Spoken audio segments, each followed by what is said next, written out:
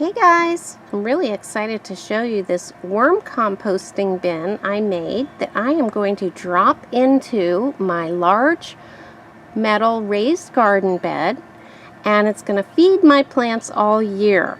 Now this was inspired by a couple of things. There's been a lot of ads lately as gardening season approaches for these worm composters, and they're a good chunk of change. But I realized I had this wonderful container. It originally held wild bird food. This particular batch of bird food came from Home Depot. I just realized that this would be the perfect size for that big raised garden bed.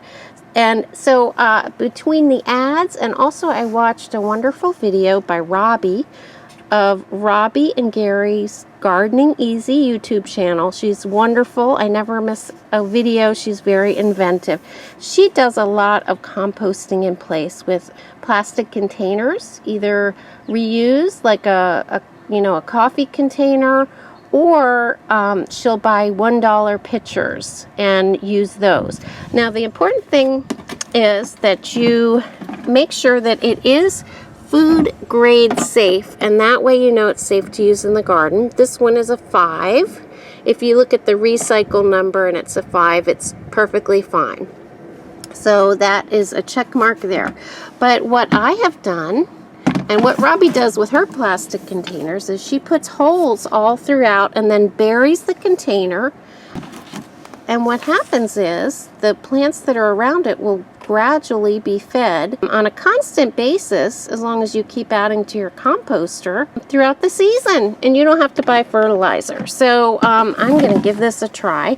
I used a hole saw, I'll show you that in a minute, to do these large side holes. Now the worms will be able to go in and out. This is going to be buried, and just the top will be sticking out, but the worms will be able to go in and out of the sides, go in and do their composting, leave their castings behind, and it's going to just constantly seep out into the soil around it, all those good nutrients from the worm castings. And on the top, I've created some holes so that there's no standing water, and also so rain can go in there gradually. If it's a pouring rain, it won't be flooding it because they're small holes. It is important to have those holes on top to prevent any standing water, and I've put the larger holes on the side. But I do encourage you to watch Robbie's.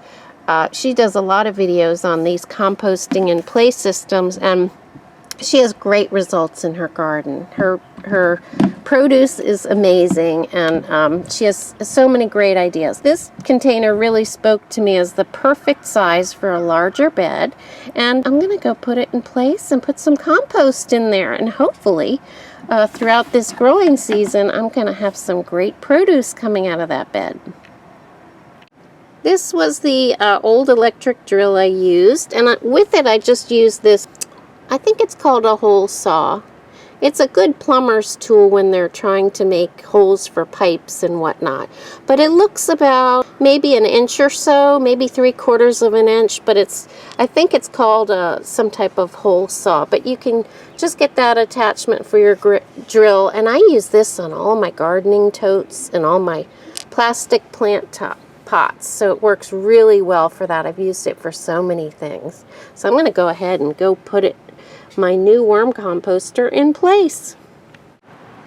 Here's the raised garden bed that I want to put it in. I'll just bury it right into the center of that, and hopefully it's going to fertilize that whole bed. So I'm going to get started digging out a little spot for that, and I'll put it in place, and then I'll show you what I'm going to load it up with to get it started. So I think this should be about the right depth. It's going to keep that soil nice and cool and moist in there during those hot summer months, and insulated during the winter months. Once I fill it back in, only a portion of the top will be sticking out, but I really wanted the holes to be at soil level where the soil is in my raised bed. So I'm going to go ahead and fill that in with some goodies and fill the soil back in around it, and we should be good to go. I'm going to leave the handle on so I can lift it out if I ever need to dump out the material and use the compost elsewhere. Now if you ask me, that looks like a worm's happy place.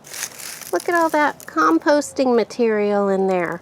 There's dirt, there's kitchen scraps, there's some old carrots, lots of goodies in there for them to munch on.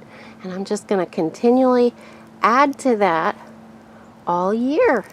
So let's close it up. We'll snap it closed so the worms will be in the shade and nothing will eat them.